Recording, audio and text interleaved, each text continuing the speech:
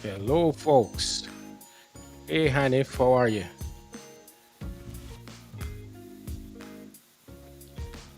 Give me a thumbs up if you can hear me.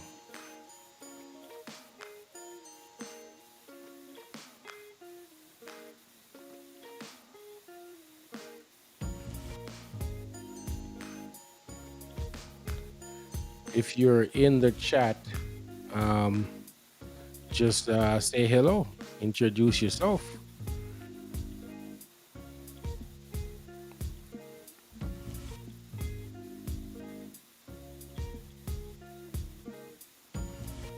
And remember to share the link, get some people in. Hey, Teddy, what's going on? Welcome to iGo Chat.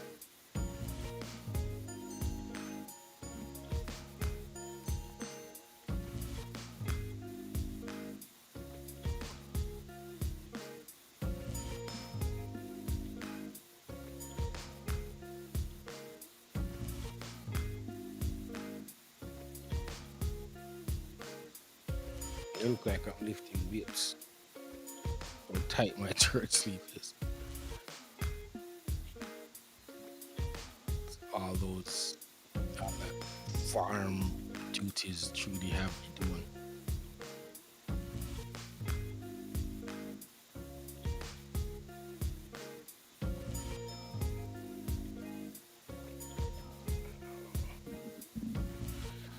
Yes.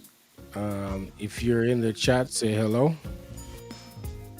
If you're on, say hello so we can give you a shout out.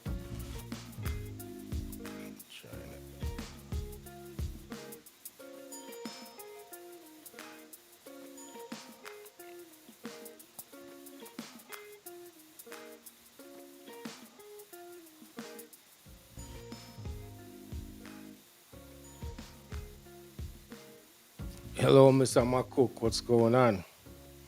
How is the weather up in the true north?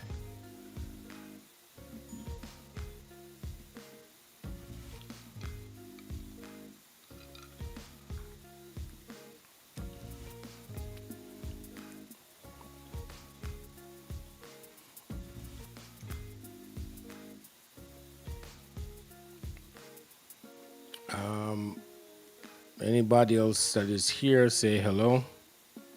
And remember that to share the link. Let's get a few more people in here before we jump right into the hot topic.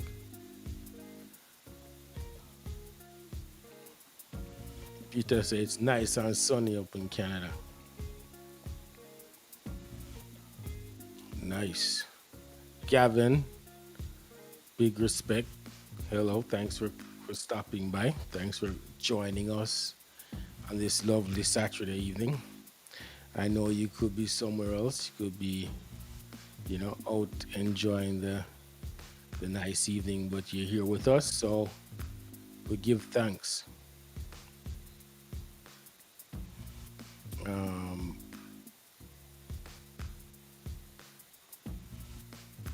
oh, Gavin is in London. It's pretty late. Are you in London, Canada, or London, Ontario, Canada, or London, UK? Huh? Or London, Kentucky? you know, because if you're in London, UK, it's pretty late, and we give what? Gavin said London, UK. So we have to give extra gratitude, Gavin, for you joining us because it's pretty late in London. I don't know, is it 6, 7 hours ahead of us? What are we having? 6 or 7 hours. That depends on where we are. In Jamaica, we don't change time, so I don't know if it's 6 or 7 hours or 7 or 8. Yeah, yeah, it's 5 hours now.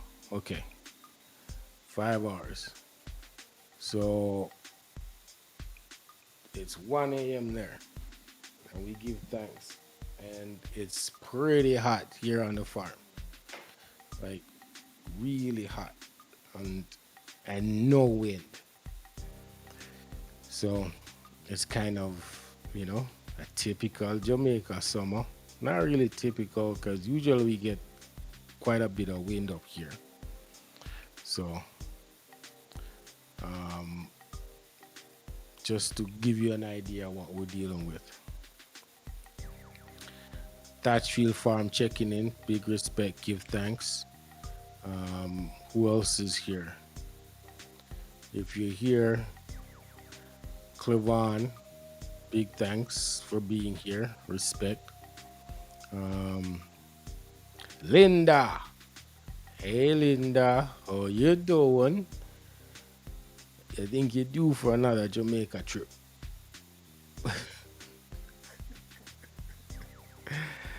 Everyone say hi to our friend Linda.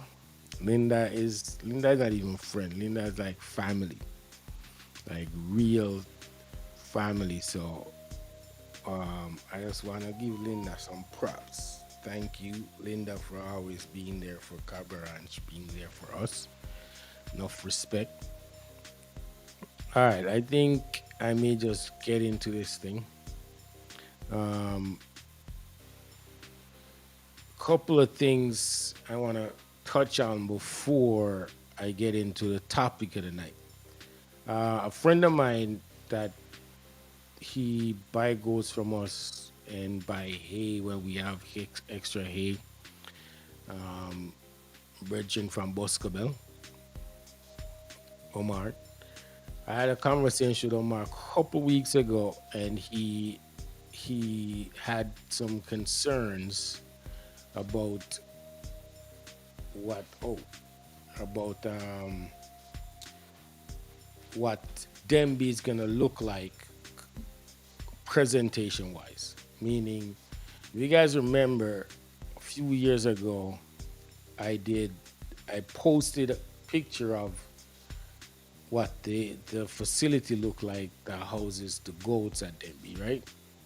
And I, for one, was not too impressed with it because I think they could do a better job of making the place look better, making where the animals are situated look better.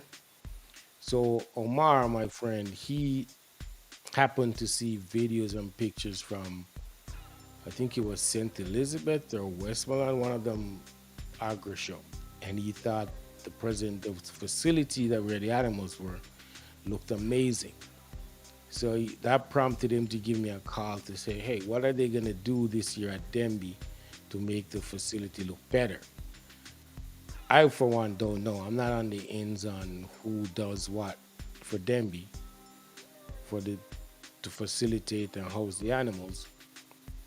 But I promise Omar that I'll bring it up on the show so that the powers that be will somehow hear about it and figure we can maybe do something about it, make it look a little more presentable.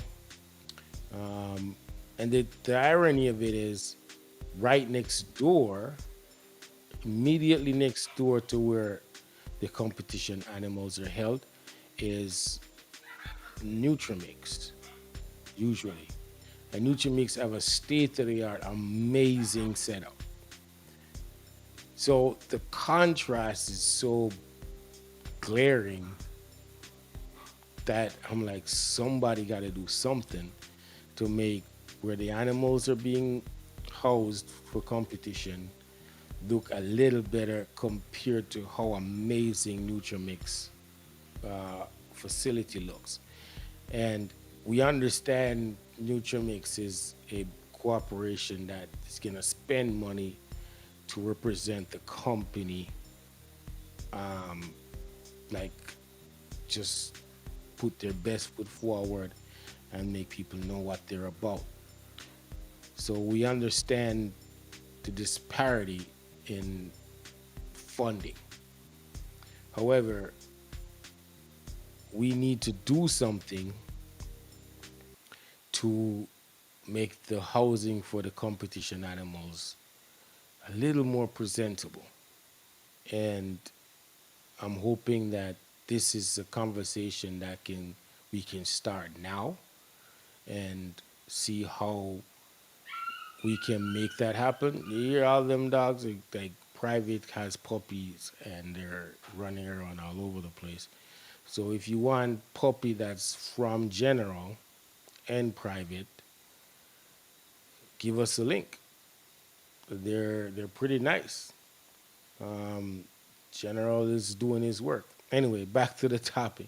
So I got a couple proposals that I've been mulling over my head. Like we have two major feed companies, and they both are active in the small ruminants industry. I know the small ruminant industry is not a major percentage of the revenue. However, Jamaicans are passionate about goats.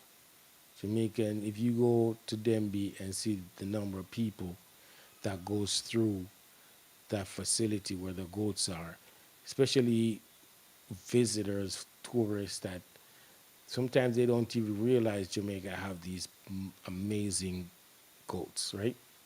So if they can pool their resources, because I think they're both sponsors of Denby overall. So if they can pool their resources and say, okay, let's upgrade this a little bit, and so it doesn't look that bad, you know. For me mentioning Nutrimix is because they're right there.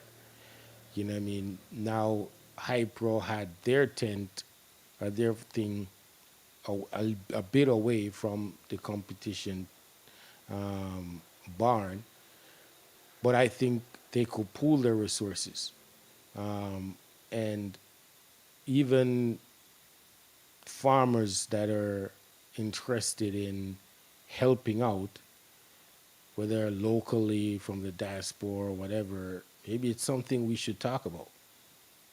I don't know what it will take. I don't know what kind of money we're talking about, or even volunteer services. You know, if there's a builder or somebody who say, look, I'll bring a crew, and if they provide the material, then, you know, what I mean, we can put something together that's a little more presentable. So let's see what we can do, because the disparity in the presentation is not a good look. So if that's something that you guys feel passionate about, let's start the conversation now. Let's get it out there now and see what we can do as people within the sector. See how we can put our best foot forward. See what we can do to help. You know what I mean? That's something that was brought to me by my friend Omar, and it's a really good point I brought up before.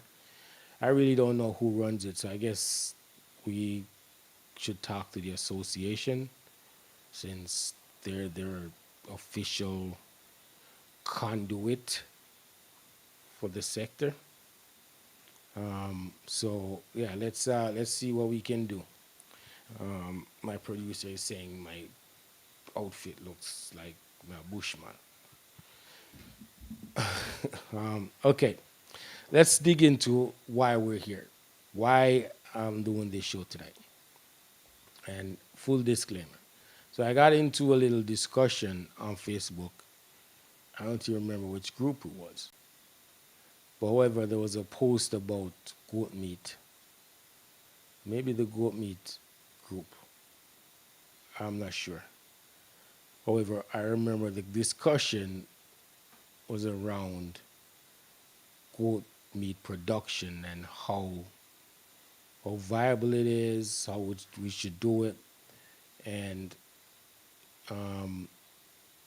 my comment, I think Howard posted something, and I said, until we come up with a business model that really makes sense, nothing really is going to change. So then they got a lot of people involved, people discussions, whatever, and I continued and say my piece, and then other people chimed in.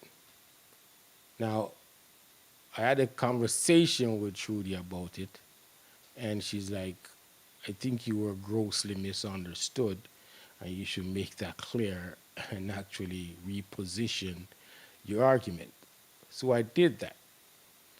However, I have some thoughts mulling in my head, and I say, you know what, let me do the show on my perspective on how goat meat production can work on a smaller scale. I've talked about doing goat meat and the numbers you need to really be consistent with it and to have consistent supply. That is a dead horse we're not going to beat because we know if you want to have certain amount of meat on a regular basis, whether it's weekly, 2 weeks, a month, you gotta have to have the animals to process. So that means your production's gotta be up and you're gonna have numbers. Let's put that aside. You still gonna have need to have a model, a business model that you go by. Whether you have the numbers or you don't, or you're doing it on a small scale if you're supplying one restaurant or you're supplying three people in your neighborhood or any one of those, you still need a model and a system in place. So that's what this show is about tonight. Let's talk about how you can come up with a model that works. And as usual, anything that we talk about here on I Go Chat, I talk about it from our perspective and our experience. And I'll start with that. When we started, and we keep telling everybody we meet, everybody that come, it's milk. We want to do milk. Our main objective is milk. At some point, we're gonna do milk, and then we're gonna make milk products, and we're gonna make milk. We're gonna get milk, and we're gonna make cheese, and we're gonna make lotion, and we're gonna make soap. Okay, let me see what we haven't started yet. We waiting on. We don't have certain things in place. Everybody come, we tell them the same thing. Then one day, for some reason, Maki asked, yo, how's the milking going? We haven't started yet. We're waiting for get more high milk producing animals. We're gonna do this and that before we start. And he said, yo, why don't you just start with what you have? Start now with what you have and figure it out. And we say, okay. The opportunity came where Ruth from Ruby Dairy Goats called and said she heard we have goats that can milk. We have goats, a lot of goats and kidding, and she will milk. Come and milk them. I'm like, okay, let's have a conversation about it. You guys should come visit the farm, see what we're about, see what we do. They came. They were impressed with the farm, impressed with how we do our business, and the initial proposal was for them to come and milk the goats for us. However, Trudy, with her knowledge and wise thinking, said, what does it take for us to milk? How about we learn how to milk? She said, well, we can come and train you guys and teach you how to do it, gives you the full rundown of what's involved and all the things you need to have and the processes and the steps and made it very clear none of those steps can be compromised or else we're in trouble because the milk is going to consumers. It's going to the public for human consumption. So we have to abide by all these different steps. So we took on the responsibility, we got the training, we start milking the goats we have. It was not easy to start. We said we're gonna take the kids away at night. We tried all these different things. That was just more stressful for us and more stressful for the goats. So then Mr. Farron advised us to just wean the kids off at 2 months instead of doing the take the kids away at night thing because it's too much stress on the mom and the kid. So then we implemented that. We had a milking procedure, we had a filtering procedure, everything. And we started doing it hand milk. We hand milk these goats by hand. And we started, we had our bumps, and we finally got it going. And it's what, going into our third year? Yeah, we're full 2 years in, going into our third year of doing this. And I must say that we are doing well, doing okay with the whole system. Sometimes, some months we're down really low. Some months we're up high in our milk yields. I know that we get these foreigners. You guys know the whole story of getting the imported dairy goats, why we did it. So what I'm trying to get at is start with what you have. You can't wait until the stars are aligned.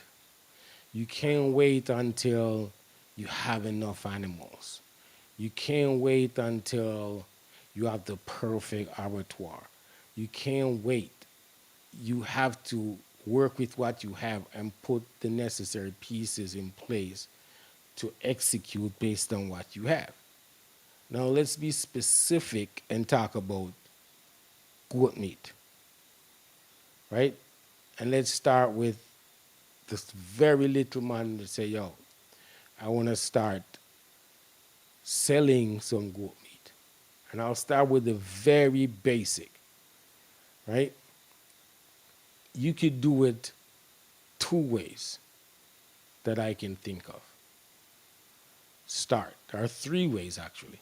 You could sell the live animal to somebody else and say, yo, it's curry, it's a curry goat. We sell it live. Or you could do the hang up in your backyard process and sell to the people in your community, right? Or you could actually do it on the up and up officially, right? Now let's talk about the third one because we all know about the other two. Let's talk about the third one. How do you go about doing that? Now, from our experience and from the steps we've taken, what people don't know is that we were seriously thinking about building a abattoir because what we're gonna do with all these bucklings that we're getting, we didn't think about selling them to small farmers and stuff because we didn't. As I say all the time, a lot of these bucklings I don't think are stud, but you know, our family and our friends and you guys convinced us that yeah, there's somebody out there that would buy these bucklings for their startup or whatever. Okay, cool. But our initial thought was to process them. So we went out, consulted with the Ministry of Health. How do we do that? How do we create our own little abattoir? We went out, we got our food handlers permit. We had the Ministry of Health, the lady from the Ministry of Health came and did a full inspection of what we're doing and when we're thinking of doing it. And they have a, what is it, a blueprint and guidelines of, and they'll walk you through how to do a small abattoir. And they have training and certification for butcher, for to be licensed as a butcher. And this is not expensive, folks. We're talking about government things here. We all know they're not expensive in the grand scheme of things. We did the food handlers permit. We got a group of people partnered with other farmers, and we did the training right here on the farm because we had the number of people to participate for them to make sense and come and train us here on the farm. And we got our food handlers permit. We didn't go ahead with the abattoir because we decided, oh no, we're gonna just focus on the milk thing. But my point is, it is not hard to get certified as a unlicensed as a butcher. It's not hard, and it wasn't expensive. The abattoir setup that the Ministry of Health was proposing, it would be you would be amazed that of how simple it was. There are certain criteria they want that doesn't take a lot of resources. It's just the steps you take, right? And then they will send, you can book an inspector to come on the days that you decide that you're going to process, and they will come, inspect the animal, stamp the carcass, and you're good to go. It is not that hard, right? So when I talk about the third option of doing it on the up and up, it's not a lot of resources involved, but what it takes is a lot of commitment. And just like any other business, if you're serious about it, you will take the necessary steps to make sure it's successful. I'll give you an example. If if a guy out there decide that he's gonna start a little hustle and buy and sell some things, like you see folks on the curb with the vendors, you have the man them that set up a little what we call a little convenience booth. They might sell some cheese chicks, they might sell some cigarettes, they might sell some juice, they might sell whatever. One thing they all have is somewhere to put it. The hand cart man, the man set up a stall. They all have somewhere to put it. They don't just walk around with a bag and tell people say they must sell some things. So what I'm saying is if they think about that, that they have to have somewhere to put up this stuff, to put it on display, to secure it, to keep it preserved, to keep it in the right condition to sell, then why aren't we, as farmers who are trying to do a specific product, why aren't we thinking about that? Why aren't we going the extra mile to find out how we can properly operate such, what do you call it? Yeah, such business or such enterprise. That's the word. Why aren't we going the extra mile?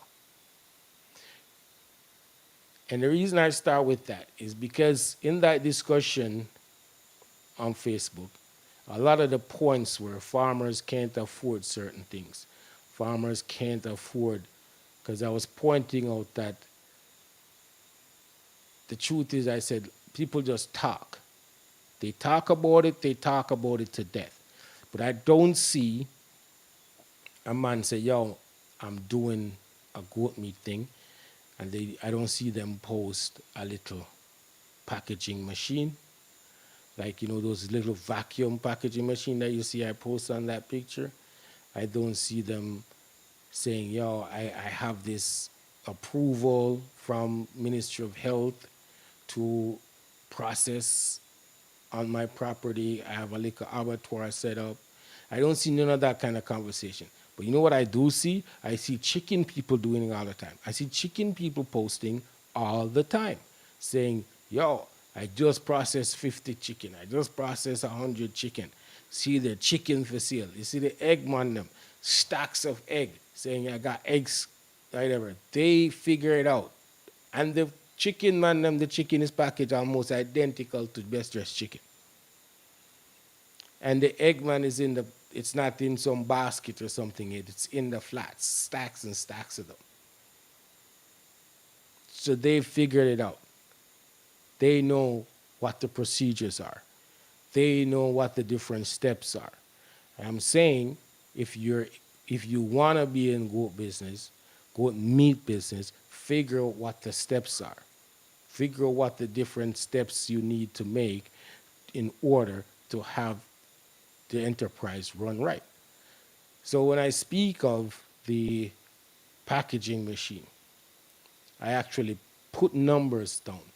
You can get a good small packaging machine that you and your family or you and your partner, you alone can package out your meat one evening after you cut up the different cuts or whatever. And you can do it at an affordable price. When we talk about 50 US dollar, you can sell two goat and buy that. It's cheap, affordable. I shouldn't use the word cheap. It's affordable.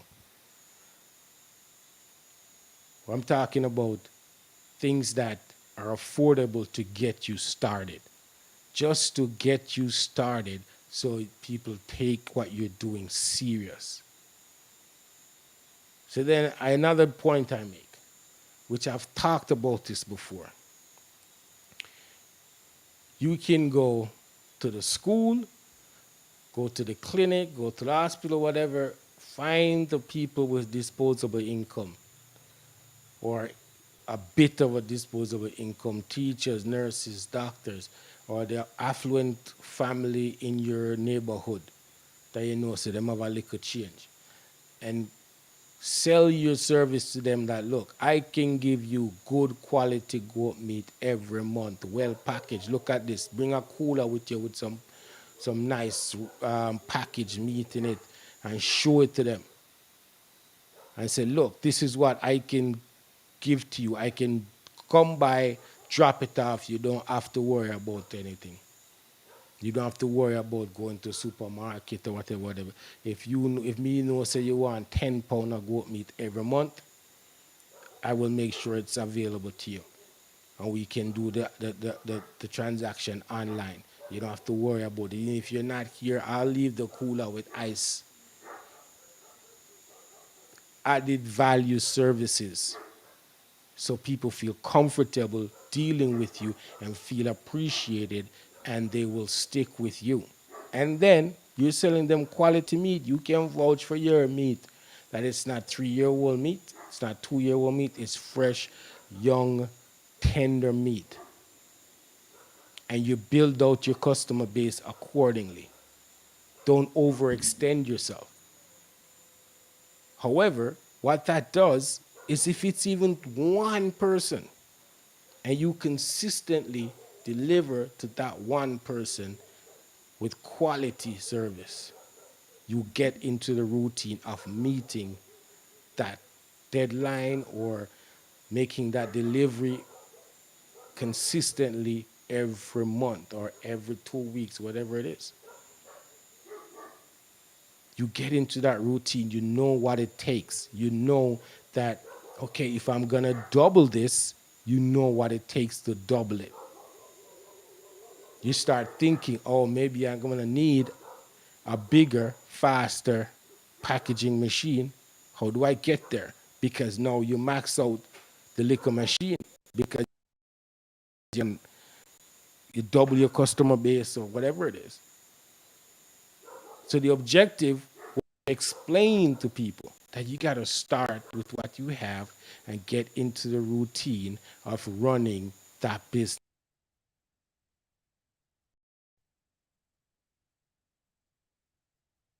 People, I was explaining to people, you don't have to wait until you can have.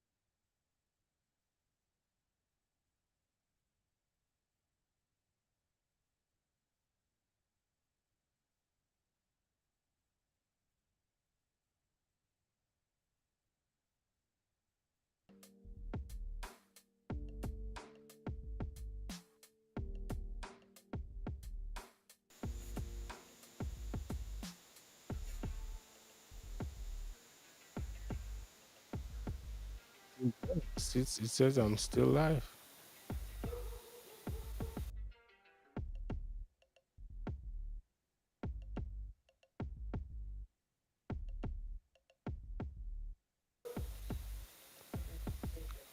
I'm back, but I am on thing. Hmm? Oh, technology, technology.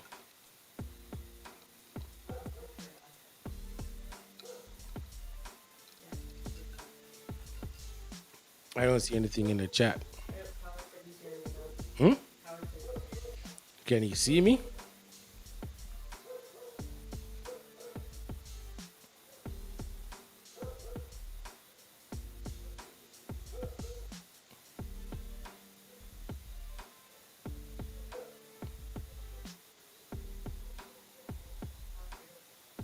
Hello. If you tell me if you can see me, if you can hear me. Yeah. Okay. Because I can't see the chat anymore. I don't know what just happened. I don't know if it's the internet. I don't know if it's a software we're using. Anyways, was I? Um, Tell me where was I? If somebody can tell me in the chat. No, I can't see the chat.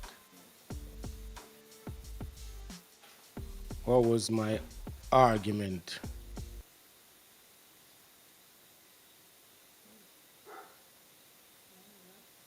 What are they saying in the chat? You can tell me so I can continue from there.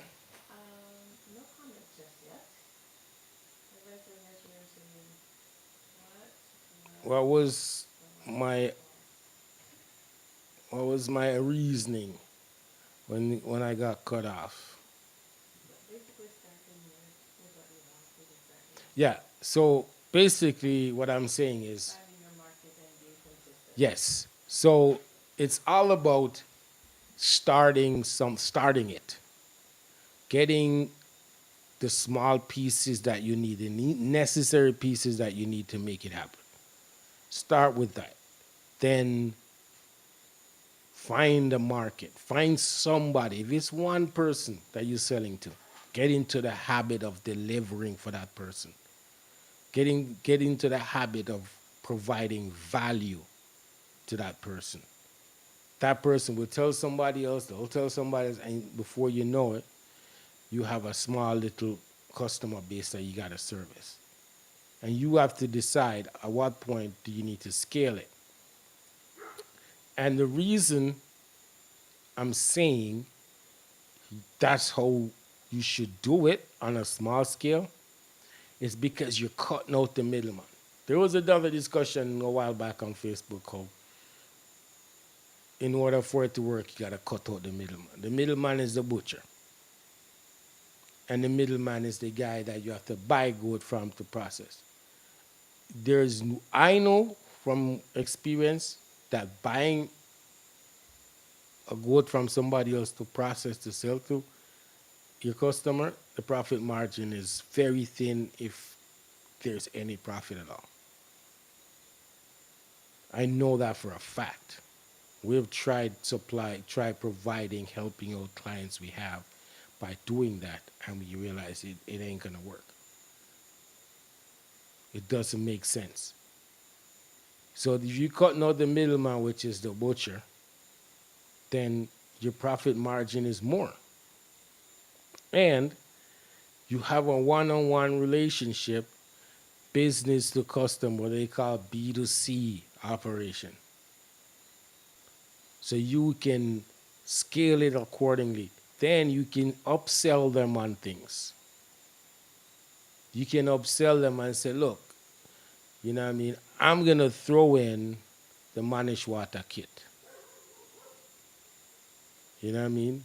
And next thing you know, next month, you say, boy, you're selling him at the say, well, I'm to the managed water kit. Oh, I threw me through that team, man. But no knows you really want managed water kit. Yeah, man, that was nice. All right, the managed water kit is $800 a pound. Boom. All right, put it in, Virgin. Now you start selling a managed water kit. And I've been told so many times, especially by my producer over here, that people love convenience. People really, there is no accident that Uber kills regular taxi. The convenience of you ordering a taxi from your phone. You don't have to go out there and flag it down. It's the phone's gonna tell you when it gets to your doorstep. So you just go out there when it's already there instead of going out there and go look for one or call one and then you don't know when them are come and this and that. You can actually schedule your Uber. So you know you schedule it 2, 3 days before. And you just know it's gonna be there. People love convenience. The same goes for Amazon. The convenience of just getting on your laptop or your phone and just 2 click you buy something and next day it's there. Hmm? Yeah, value added. Value added. You have control over how you can upsell people on things. You can have ready to go curry goat. Ready to go. All them need to do is throw it in the pot. You could have the managed water kit ready to go. In fact, you can get your brethren that has a vegetable thing, provide you with some vegetable that you put in the box. And you tell a man, say, yo, you know what? When the managed water kit will come with all the seasoning you need, all the fresh seasoning you need. Upsell that. What I'm talking about here is not hard stuff. It is not hard stuff. It's just people who were willing to go the extra mile to provide value. It's very, I'm not saying it's easy to raise a goat and sell it. I'm not saying that by no means. But it's the customs for you to just raise the goat and people come buy the goat and you're done. But think about if you go the little extra mile, how much more value you're providing, how much more money you're making. Just selling the goat on the hoofs, live meat out there, you're leaving a lot of money on the table. And it doesn't take a lot, as I said off the top. All it takes is some commitment to creating that little business. That's all it takes. There you go. You have a brethren with a farm, vegetable farm or a crop farm. You just say, yo, him say, yo, I have corn. They say, okay, I can talk to my customer base and say, yo, I have access to good quality corn. Are they interested? Throw 2 corn in a for them box come one time. The CSA model I'm talking about here, where word of mouth with quality customer service and quality product gets you a far way. I'm not talking about service in a supermarket. I'm not talking about, let's forget about the restaurant. Let's forget about the boutique hotel. Let's talk about the regular people in your neighborhood that wants quality product at convenience. The school that I'm talking about, I give an example on the Facebook. I said, yo, go to the school, talk to some teachers. And then if you have 5 of them that says them interested, you say, yo, every Friday, every last Friday of the month, I'm coming up with your product. I'm coming to drop it off.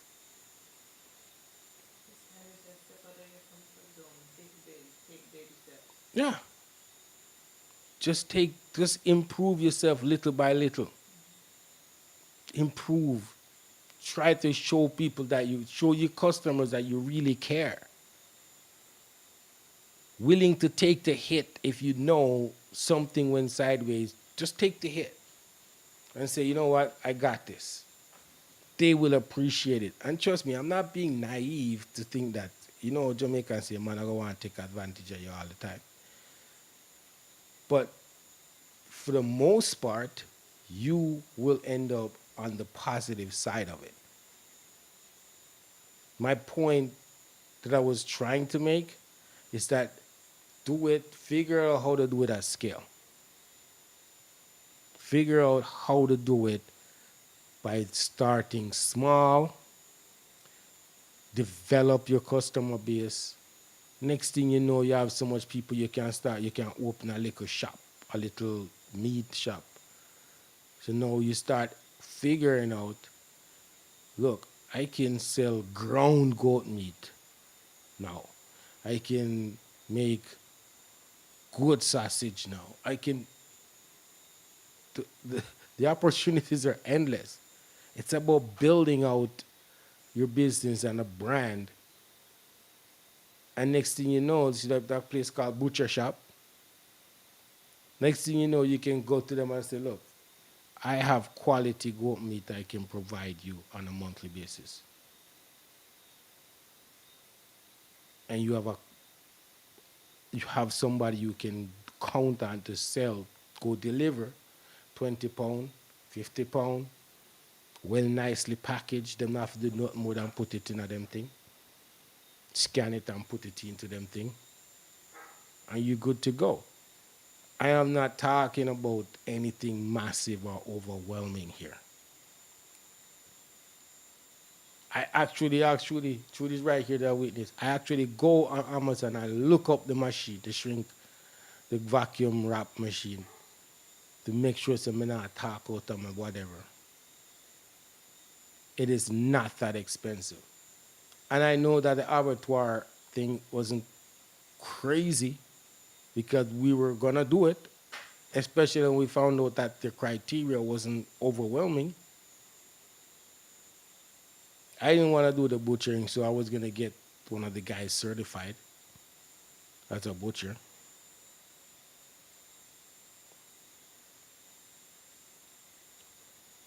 It was it was so easy in the grand scheme of things. All it took is some commitment to get it done. All it took for us to have our food handlers permit is a little bit of commitment. Commit to the time to go up there and register. Commit to the time to call the Ministry of Health lady. Take the time to get the information. Take the time to coordinate. Oh, it was inconvenient, honestly inconvenient for us to go all the way up to the clinic to sit in a class that they schedule on a certain time when we can't be there. Once the lady said, look, if you have enough people will come to you.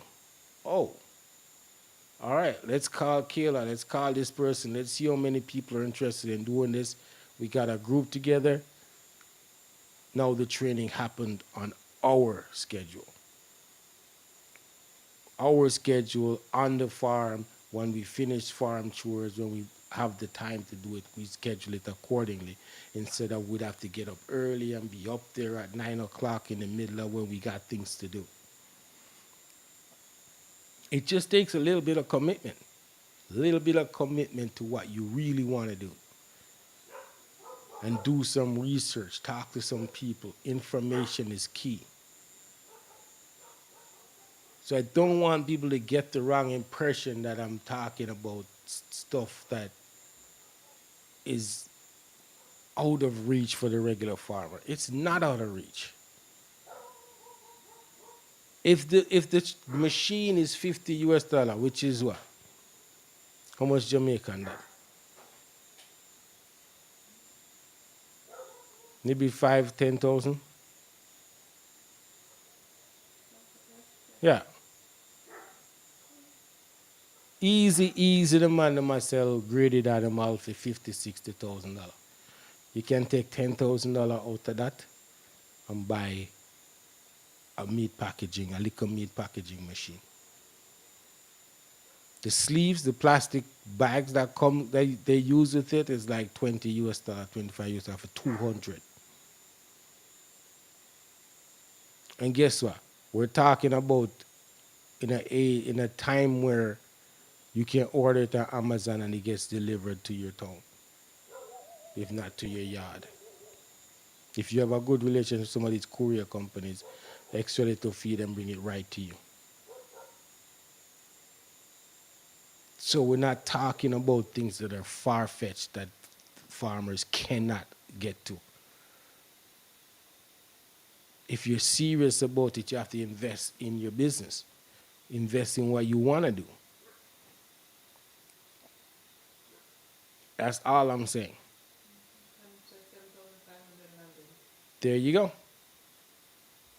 There you go. And you're telling me, say, oh, man go brafing and sell 20, $20,000, $30,000 party.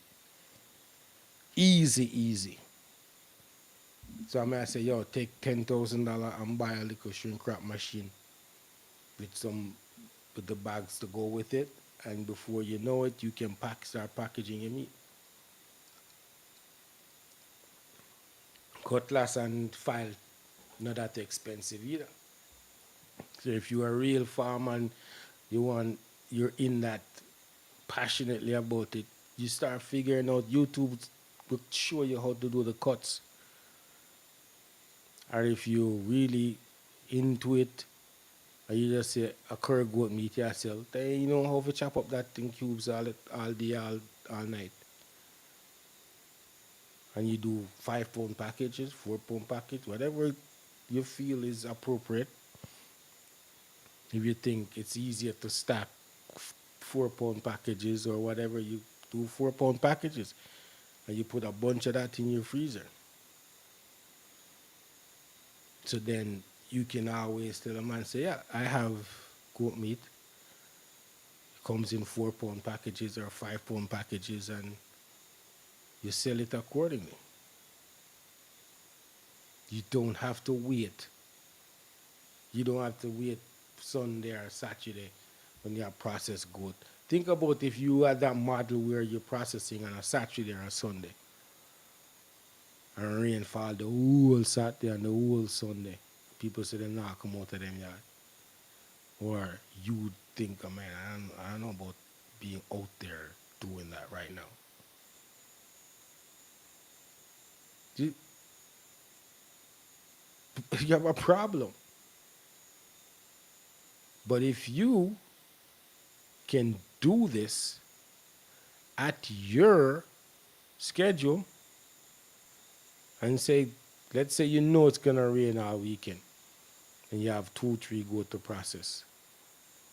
You process them on Thursday and you deal with it and package it up and do what you gotta do, and you still got your meat.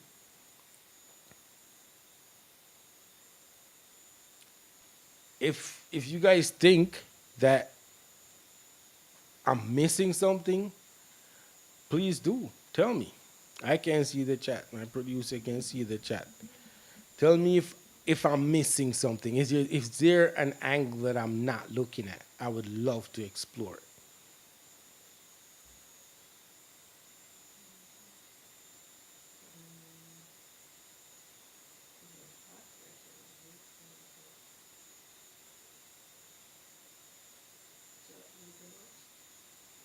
Okay, here's one. Co-ops work well. Hmm?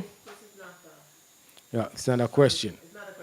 Okay, so Chelsea Natty says co-op works well. Build a mailing list. Build your WhatsApp contacts and send out your broadcast when you have supply. See, it's that simple.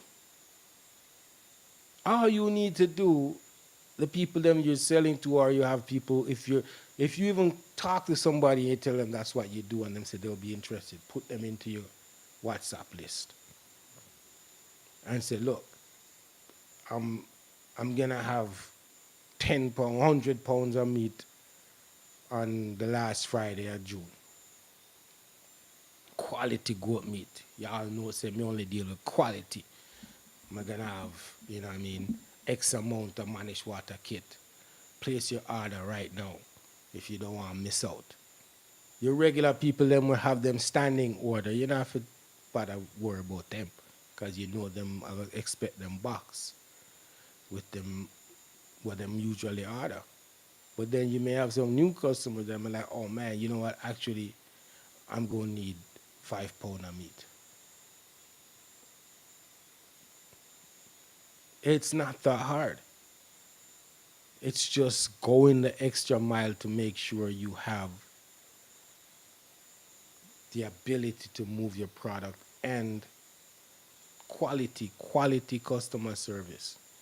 Convenience all around. You could do that if you live close to Kingston. You could do that easy. You could just tell people, say, yo, I'm going to Manor Park for the last Friday at 2 o'clock. I'll be there from 2 till 6 or 2 till 7 or whatever it is, or 3 till 7, and come get your orders. So that way you don't have to drive all over the place, all up in the hills and St. Andrew delivering thing. They say, yo, I'm going to go to Manor Park Plaza or wherever. And people come get them stuff if you're giving them quality. There's many different ways to approach it. Also, word of mouth is excellent. Yep. Word of mouth is excellent. People tell people when they have, especially when the man them have party and them things shot, the goat meat nice and soft and sweet, and man I say, oh, the curry goat was wicked. Oh yeah, I have this one man they supply me with goat meat and theme thing. Always nice. All right, all right. I have this lady from St. Mary. Them call her the goat lady, and she have the best goat meat. You know what I mean? You know this woman on a client named Gigi Goat, whatever she is. I don't see her. She's here. Yeah. And she, Vivian is here. yeah, Vivian. Let's say Vivian. And she have the best goat meat. And you can't beat fair goat meat and the way she package it. And she's just the best lady ever. You can't beat that. That's your problem to know. Yeah. You know what I mean? Touchfield said value added is the most profitable part of the industry. I am telling you guys, we talk about value added, and people just think it's about lotion, soap, and them things. No, it could be a service. It could be packaging the meat, just regular curry goat meat, how it's packaged, or even just seasoning it. That's value added. The whole big, those big deep steel pot, you chop up the meat, whatever, curry that up nice and whatever, and then vacuum seal 5 pound, 5 pound package and make people say no, say yo, you got ready made. You know what I mean? It's easy, it's way easier to sell 10 packages of 3 or 5 pound than 30 to 50 pound to one person, and you will fetch a higher price. Yep. It is facts. It's proven. Gigi's here. Oh, big up Gigi. You know what I'm saying? I am trying to explain to people, and then we've been doing this 2, 3 years now. We've been doing I Go Chat and repeating similar stuff over and over. To it, I'm having to tell you 24 times for it to register. But we've been talking about this for a minute, and people still get the impression that I'm being negative or I'm disrespecting. I'm just enough of the talk. Stop talking about it. Let's stop beating the dead horse of cutting import bill and all them things. The only way you're gonna be successful at it is if you do something. That's not what the government does. You just position yourself in the event the government say, okay, all right, I'm going to lower the import bill by 15% and expect locals to pick up that 15%. Now, if you were doing your thing and have a system set up and have a way of delivering your meat and all that, all of a sudden you're an advantage. You know, wait. You weren't waiting for them to do something. The next man that's been waiting, he's behind the 8 ball. He's behind you. You already got your thing set up. You know how to bring your animal from birth to market with the different with the value added. You know how to do it. You ain't waiting on nobody. Doesn't matter how small of a scale it is. You know how to do it.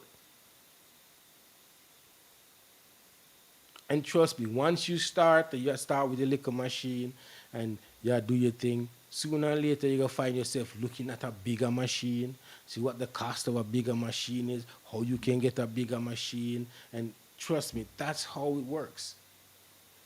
That's how it works. We go from milking the goat and with hands and we're like, yo, let's start looking at milking machine. We broke two-hand milking thing already. Now we're like, okay, fine. Now let's look at the mechanical one. Like, yeah, because we see where we can be way more efficient, be more productive by stepping up our game and getting equipment that will help us. It's the same thing. You start with a machine, and before you know it, things are going good. You're delivering. Customer base start getting why they're like, you know what, I'm going to need a machine that can do it quicker because now that me have to do 50 package no more when I used to have to do 20 when I used to do 25 when I have to do 50 it'll take me twice as long. But if the machine can do it a little faster, then I'm in business. Or no, I have two machines and me and somebody else can be packaging.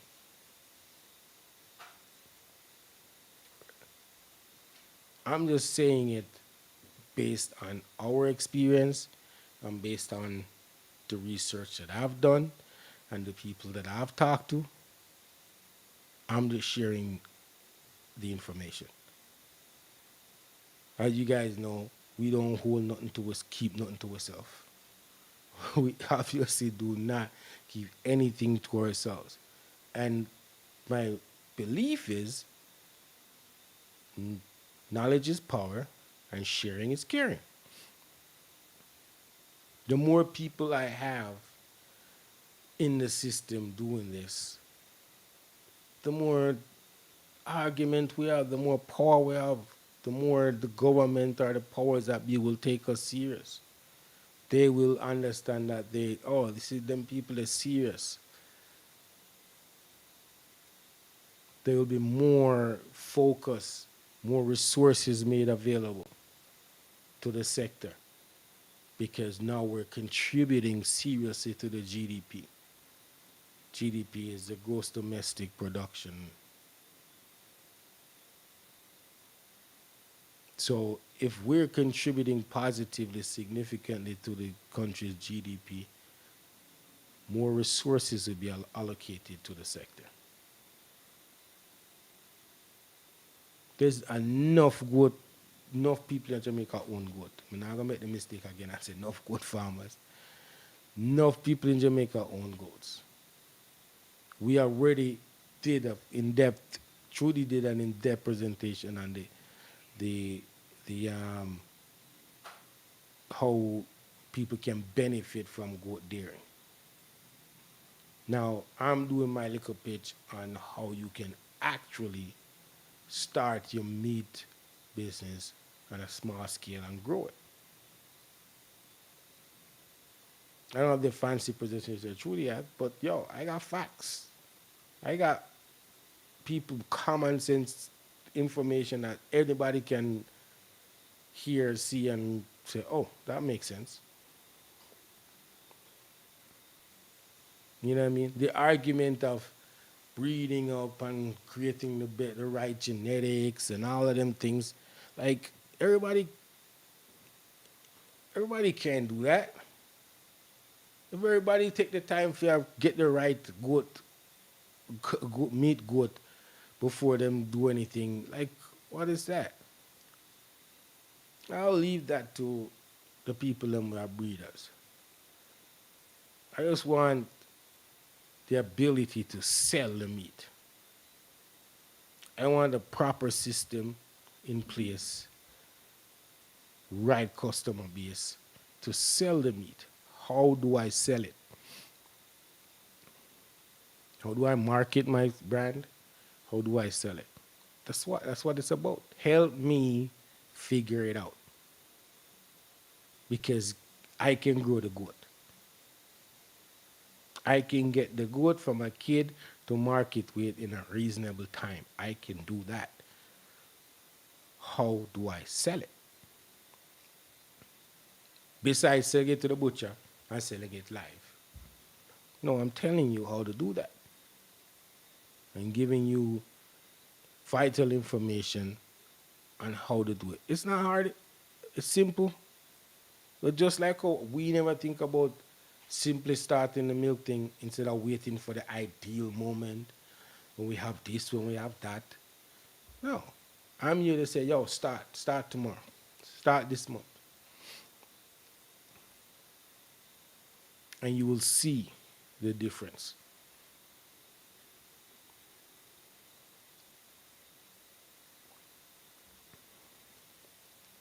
But you have to be active. You got to be actively selling what you got. Talk about it. Tell people that's what you do. Loose mouth don't get fed. Yeah.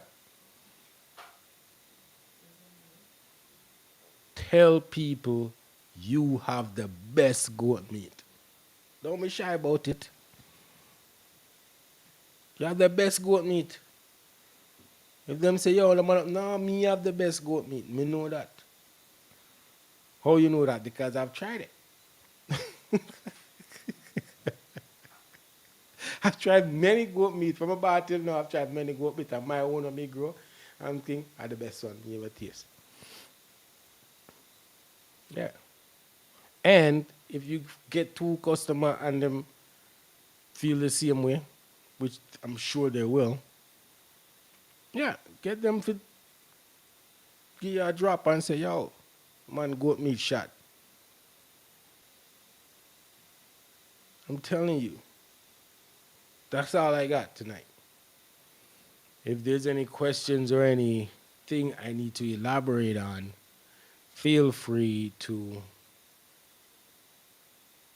ask or suggest.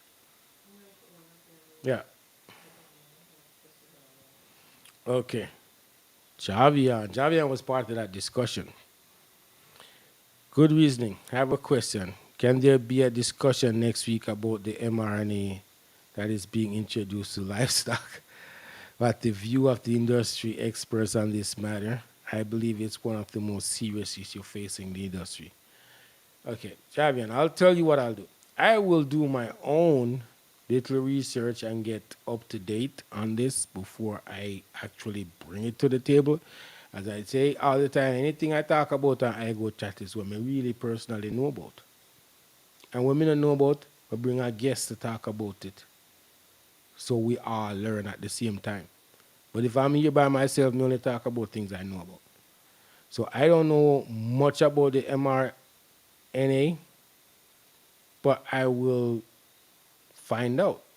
And feel free to send me whatever literature that you have that is actually, what's the word?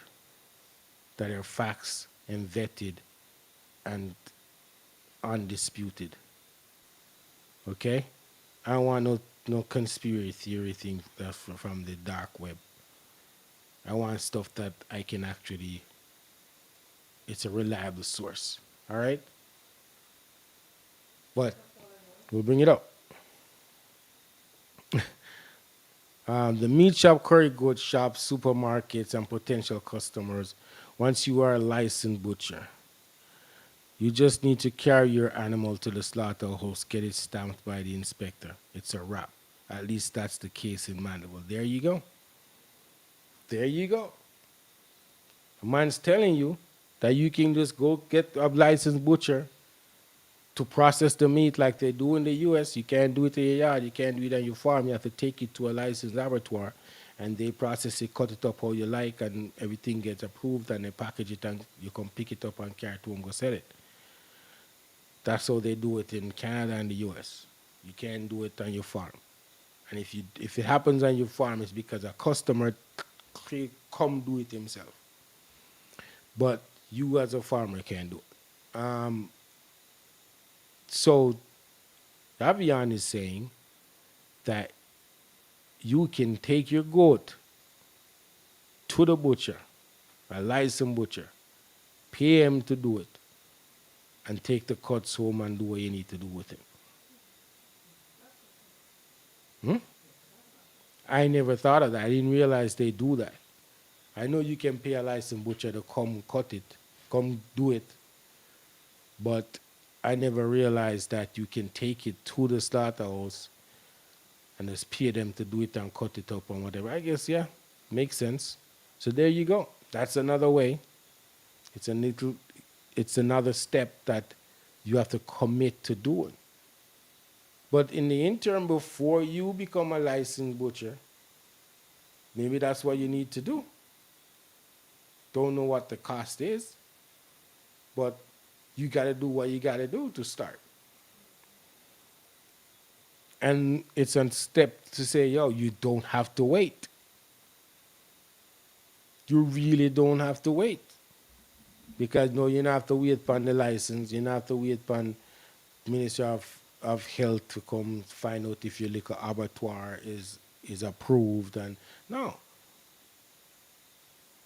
you take the goat, get it processed, go back with your cooler, throw the meat in the cooler, come home, do what you need to do, package up, whatever. Let your customer base know that, yo, 5 pound package is ready. Yeah, it's that simple. Hmm? Hold on.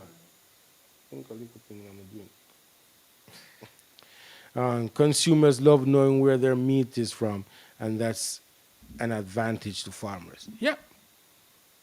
So you know that you can, on Facebook, let people know you're in the goat business and show them how well you take care of your animals and stuff. Some people may lash out at you because they know you're processed to meat. But for them business, that this is Jamaica. And that's what we do. Right? Jamaica is a goat meat eating nation. And we shouldn't have to apologize for it. If you don't eat it and you don't want to participate in such thing, then we respect and honor that. But I do not want people lashing out because of that. You know what I mean? So there's people who love to know that the meat that they're consuming was taken care of well. The animals weren't suffering, the animals were loved and respected. There's people who love that. Love to know, say, yo, where the meat is coming from, the place is clean. The people them take care of these animals. Yeah. Any other question? Where can you do a butchering course in Jamaica? Reach out to your local health department. Your local health department will instruct you and advise you on how to get it, how to get licensed.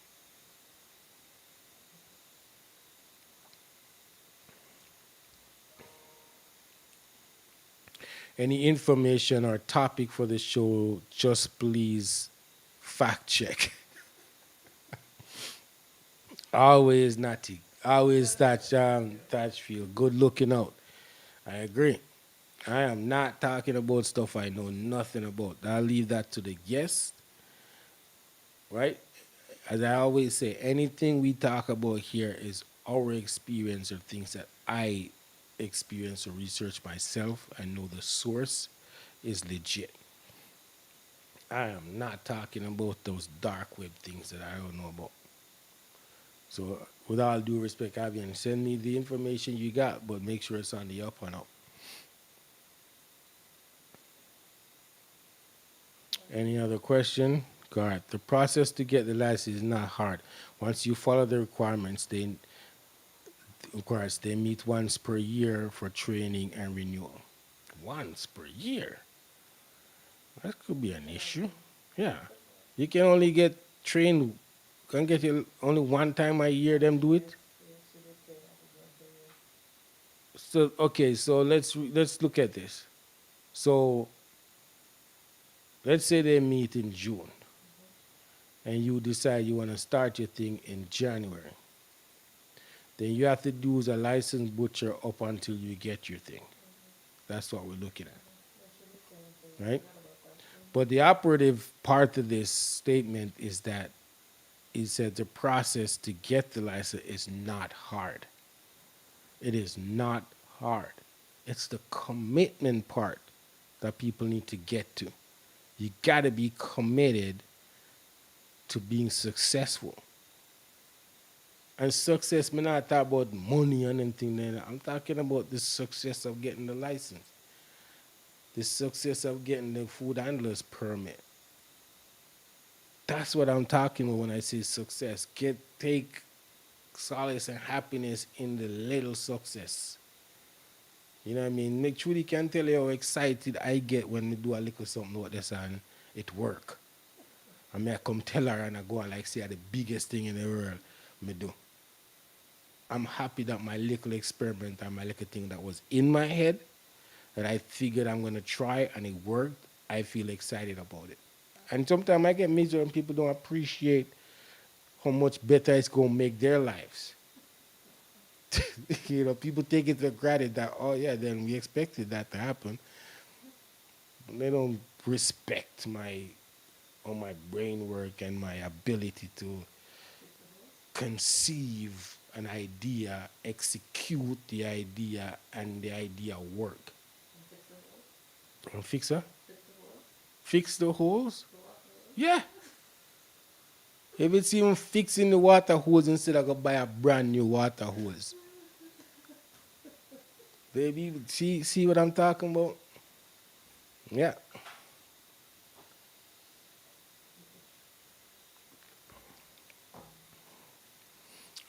What else? Any other questions, folks, before I call it a night?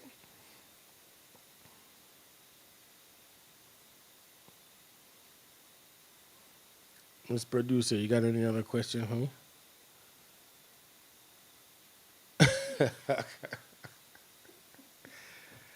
No, yeah, I appreciate that you appreciate it. You're welcome. You know, only so my close friends know. Like Peter make fun of me all the time and say me act like say me over here I do things. Peter always make fun of you like yeah stop acting like you're doing real stuff over there. Um, but yeah, if there's any other questions, we'll call it a night. And I know that some people feathers may be ruffled, but I had to deal with it. Thanks, Merlene. Merlene, my biggest big time cheerleader friend. I'm a bona fide. And Linda. And Linda. Yeah. I got people who love me, regardless of what Judy say. I got people who love me, yeah? Um, and once these people love me, it's what matters. What else?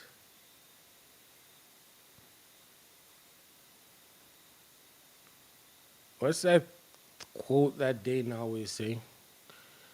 I That, swear to you. hmm? To you, Jericho. Yeah. I want to leave this with you, my good brethren and family, Dean, Judy's brother. He always, when we have conversations and stuff, and Judy always use these terminologies like I feel, I didn't feel, and he's like, yo, let me tell you something. Feeling is not facts. Nobody cares what you feel. Yo, I was like, Dave, that's cold. Dave, like it's true. It is true. Feelings is not facts. Nobody cares what you feel or how you feel. Let's speak about facts. We'll approach this from the factual standpoint, not how you feel. All right. Okay. So, um, Farming in Jamaica says, well done. Thanks for the presentation. Well received. Thank you for being here and receiving it. And we try to do what we do. it's all about sharing and caring, and that's what I Go Chat is about. That's what our little family is about. It's not a whole heap of people. It's it's consistently 22, 25 people that are here every week. Anytime I talk about pasa things, it bump up to like 35, 40. But when I really bring real in-depth conversation that help people move the needle forward and help their operation, we have our core valued iGoat family that is here. You know what I mean? I could really by now call them out by name. Like I know them. You know what I mean? Like Peter Howard, Hanif, Natty from Chelsea, Thatchfield, Gigi, like Vivian, Tiana. Like I can name them, man.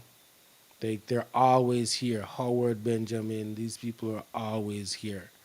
And we appreciate and respect that. Hmm? Mr. Henry. Okay, I forget Mr. Henry. Like give Mr. Henry is my I call these people all the time for advice or information. Like trust me, you guys don't have no idea how helpful our little thing is. Anthony Chile, even Omar, who never seen on now I Go Chat, but him's always in the back watching and listening. Big up Omar.